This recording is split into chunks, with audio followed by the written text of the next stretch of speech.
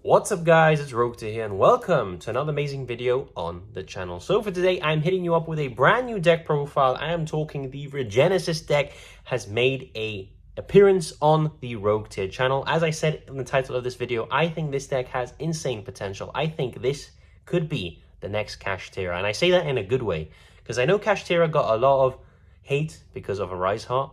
However, I think this could be the next Kashtira in terms that it's a deck that has to do with monsters on the field. Kashtira, they need to be none unless you have Birth. This, you need to have monsters with 2,500 attack or defense in order for the deck to function. But since this is a brand new month, this should be uploaded as the first upload of the month of June.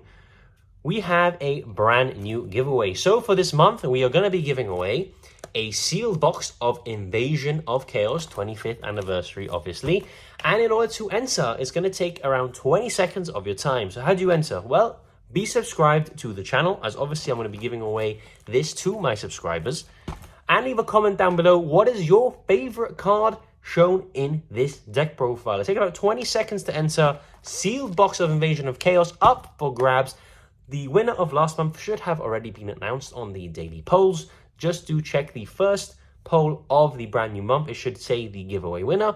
Best of luck to all of you for this month. I hope a lot of you enter as you did for the last one. And I will see you now in the deck profile. Alright, so starting off with the deck profile, we have, of course, triple of the most important Regenesis monster as of recording, which is triple of the Regenesis Archfiend. I apologize for the proxy. I only pulled 2 from my case. However, I think you guys will be able to make do.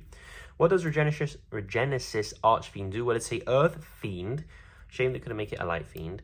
And it is also level 8. It has 25 attack and defense, which is very relevant for this archetype, as it does care about that a lot. And it can special summon itself from the hand by revealing another monster of 2,500 attack or defense. And then on normal or special summon, it's going to be able to add a Regenesis card from the deck or banishment to your hand, which is fantastic. If this card is in the graveyard because it was sent there this turn, you can add this card to your hand. All of the Regenesis monsters share that effect, which makes the deck inherently very, very grindy, because as soon as you out them, they go back to the hand and you can use them again. But fantastic card. 3 of, because you want to be seeing this as often as you can. It's just an amazing card. Just adding any Regenesis card from deck or banishment.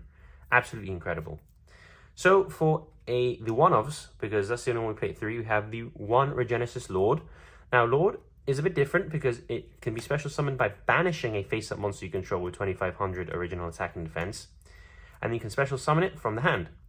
You can only special summon the Regenesis monsters, by the way, once per turn, like this. If this card is special summoned, you can set a Regenesis spell trap from the deck, which is usually the trap, or because the trap is just brokenly good. But you do have the option of setting the spells, which is also a very nice thing to have. During the battle phase, it gains 2,500 attack, and if it attacks a defense position monster, you inflict piercing battle damage to your opponent. So it's a very good card. Only 1 though. It's not as good as the Archfiend, because you need to already have a 25 on the field for it to actually be able to banish. We have 1 Regenesis Sage. This isn't a pure build, by the way, which is why the ratios are a lot smaller than you would see in a pure build. But 1 of the Regenesis Sage, if a monster with 2,500 attack or defense is on the field, it can special summon itself. And then when your opponent activates a card or effect, you can send 1 other Regenesis card from your hand or face-up field to the grave, negate the activation, and destroy that card. Fantastic card. Obviously, if this during the opponent's end phase, if this card is sent to the graveyard, you can add itself back to the hand. So sort of similar to Archfiend. During the opponent's end phase, if it was in the grave because it's sent there this turn, you can add it back to the hand. Obviously, you can send any card, any Regenesis card, including itself, to the grave, and then you just pick that up during the end phase again, which is amazing. For another one, we have the 1 Regenesis Warrior. This again shares the same summoning condition as Sage, which is if you have a monster with 2,500 attack or defense on the field, it special summons itself. Then you can tribute this card on a quick effect, target a monster opponent controls, return it to the hand, and it does share the end phase effect of adding itself back to the hand if it was during the opponent's turn. So a Book of Moon is really, really nice, especially on a big body and a body that recurs itself back to the hand. And for the last one, we have the 1 Regenesis Dragon. Again, summons itself, same as the Warrior and the Sage. On a quick effect, tribute this card, target a spell trap opponent controls, and you banish it, and then during the end phase, it adds itself back to the hand. Fantastic set of monsters. They really did a fantastic job in setting the initial wave of monsters standard really, really high. I think this deck can get a lot better though, and we do have some support cards coming. I don't know if they fixed the archetype in terms of allow super easy access to just get it. I think the deck just really needs a normal summon that can even just normal summon with 2500 attack would be amazing. That does something. I think that's where the deck struggles a little bit. However, I think the deck has a lot of potential to definitely grow. I think it has tons at the moment. It's very, very playable, don't get me wrong, even as is. The new cards help a little. I believe they get a spell which helps the board break and another trap. However, we really do need that normal summon to be filled in this deck. For the spells, they are insanely good as well as the monsters. Triple Regenesis. Pretty pricey. I think it's around 15 to 16 pounds each. Again, I only pulled 2 for my case. However, you take a Regenesis from your deck, either add it to the hand or send it to the graveyard. Or if you control a Regenesis monster, you can add a monster with 2500 attack and defense from your deck to your hand instead. If this card is in the grave, except the turn it was sent there, banish it, targets a Regenesis monster in your grave, special summon it. So a Rota or a Foolish and a Monster Reborn all in one card. Do I have to say more of why we play this at 3? Plus, it's just called Regenesis, which is a fantastic name for a deck that's basically just Regenesis monsters and some spells. They're all based on religious connotations. However, obviously, Konami has had to change the names quite a bit. For another 3 of triple of the Regenesis code, this is like an E-Telly on a quick play spell as well. Special summon a Regenesis monster from your deck, then send it to the grave during the opponent's end phase. Absolutely fine, because then it will add itself back to hand. Also, until the end of the next turn, you cannot special summon monsters from the extra deck. So this does extra deck lock you. Everything else is absolutely fine. But it's a very, very powerful card and immediately gives you a 25 on the field, so you can summon your other Regenesis monsters. During the main phase, if this card is in the grave, accept the turn it was sent there, banish it, target one of your banished Regenesis monsters, and special summon it. So all the spells obviously have that extra effect as well, which just makes them absolutely incredible as well. And for the last one, we have the 1 Regenesis Birth. This card is incredible. The only reason we play 1 is because we can search it, obviously, with the Regenesis Lord. So it's a continuous trap card. You can send a Regenesis monster from your deck to the grave, target a face-up monster your opponent controls, change it to face-down defense. So it's a Book of Moon, a continuous Book of Moon. During your opponent's turn, you can send this card to the grave, special summon as many Regenesis monsters as possible with different names from the hand, graveyard, or banishment, but send them to the grave during the end phase. This is a soul charge from the hand, from the grave, and from the banishment as well. So what you do is you just constantly Book of Moon, load up your grave, and then during your opponent's turn, soul charge everything back. Then you'll obviously have their effects. So you'll have the negate, you'll have the trip, you'll have the bounce, you'll have the spell and trap banish, and then you can all add them back during the end phase back to your hand, which is absolutely incredible. If you resolve this card, the chances of you winning, you basically win the game. It's really, really incredible. That's it for the Regenesis cards. That is 14 cards. So let's now fill out the rest of the deck. We have our normal summon engine, which is triple Gen and 1 Ken. You might be thinking, wow, that's pretty weird. Remember that we are locked out of the extra deck as well as soon as we use the Regenesis code. Sometimes we have to lead with that. So it's pretty annoying. It is after this card resolves, so it's for the rest of the turn in a way. So you can special before that from the extra deck and then commit to it. However, this is a really good engine. I'm going to tell you why. So the Gen special is the Ken. It then lets you draw 2 cards and discard 1. We play a bunch of board breakers in this deck because we can't fit that many hand traps, or we can, but we just prefer playing the board breakers. If we, for example, get into a triple attack, a thrust, or a change of heart, we then take the Gen back and overlay into a monster that has 2500 defense, switching on all of our Regenesis cards just like that. So I really do like this engine. I think it's very versatile. It is a hand trap magnet, but if they are hand trapping this, like with Ash, for example, that means your Regenesis code is just free and it's going to resolve. So yeah, just keep that in mind.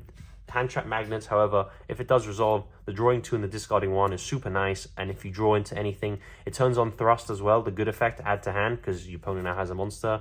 Same for the talents as well. You can then look at their hand and rip something. It's really, really nice. I really like this package in this deck. For a engine that goes super well in this deck, we have the Dogmaticas, because they also lock you out of the extra deck. Ecclesia, Fleur de Lis, and Maximus, all at 1 copy. Just gives you versatility. Maximus obviously has doesn't fit the stat criteria. However, you can just summon it, send 2 from the extra deck and gain massive advantage. Fleur de Lis does fit the stat criteria, so sometimes it's even grab Ecclesia, grab a Fleur, special Fleur, you now have a 25, summon all your Regenesises. Yes, you lose the negate, but you do get a body and you can play the game, which is important. But Fleur, if you manage to keep it in your hand, it is a non-targeting negate while it summons itself as well, which is super nice. And of course we have Ecclesia, which can summon itself, or you can just normal it, and then you can search for any Dogmatica card from your deck to hand. So it's super, super nice as well. For the best Dogmatica card, we have triple Nadir's Servant. This is Sky Striker, Mobilize, Engage, but better. Because what you do is you Nadir's Servant, grab Ecclesia or Maximus, and then you send the Garura, draw a card, summon Maximus, then you send 2, draw another card with the Tri-Brigade, and set up your graveyard as well. So super, super clean. I love Nadir's Servant. Locks you out of the extra deck for the rest of the turn, but Code does that for 2 turns as well, so it's no big deal at all. And we also play, of course, the 1 Dogmatica Punishment, just because we have so much space in the extra deck, and we can play stuff like Entis to go 2 for 1s, which is super nice. Locks you out of the extra deck for 2 turns, like Code, but it's absolutely fine. Does not matter at all. The Regenesis monsters are huge, and they recur themselves. You don't need the extra deck to beat over stuff, and you can easily win the game with them, so not a problem at all. This is the Dogmatica engine. It really does help the deck. I see different builds of this deck. You can also obviously play the Kashtira build as well. I want to just play the Dogmatica build. I think that's the best build at the moment. Super, super clean. For the hand traps, we don't play that many. Triple Fuwalos, triple Imperm, because Fuwalos is like Maxi, and Imperm is good on the draw as well, because even if we go second with this deck, we don't mind at all. We play a lot of board breakers, as you'll see now, so we can just break boards very easily, and Imperm is a hand trap that lets you do that. Full loss obviously makes it so that the board they make is significantly weaker, or you're going to be drawing a bunch of cards, which is also pretty good, I hear, in Yu-Gi-Oh! Fantastic. And obviously Imperm isn't once per turn, and Full Loss is effectively twice per turn as well. Super, super cool.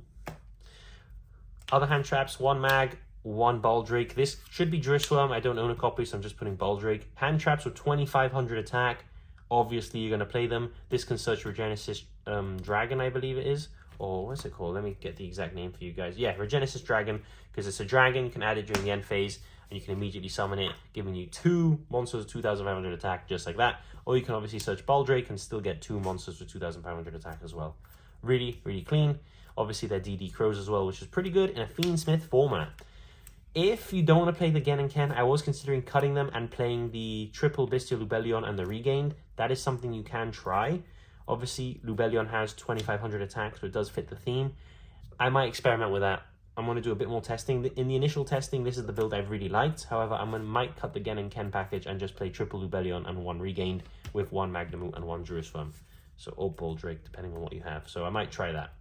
For the board breakers, we have double triple tactic thrust, and obviously the 1 triple tactic talent.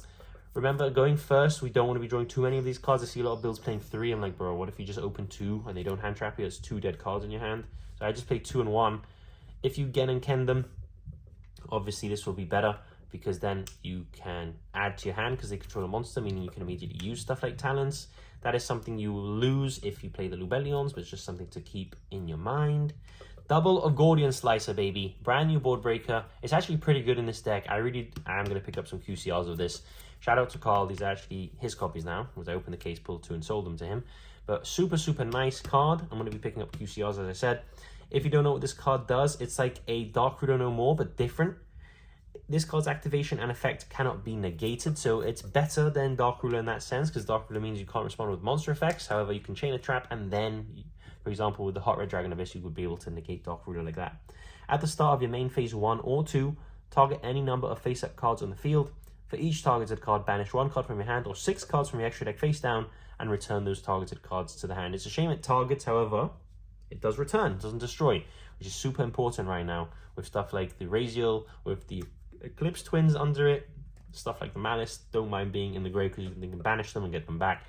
Returning is super, super nice this format, and that's why I think double Gordian Slicer is pretty good in the main right now, especially in Regenesis. We have 1 Rota, just to have extra consistency for Gen and Ken. And we have, of course, the 1 Change of Heart, which is still super clean in QCR. Love it. And going second, these cards are just good. You know, going second, your opponent's going to have a monster and they're going to be negating stuff. So these cards just become a lot better. Stuff like Thrust, Change of Heart, Talents.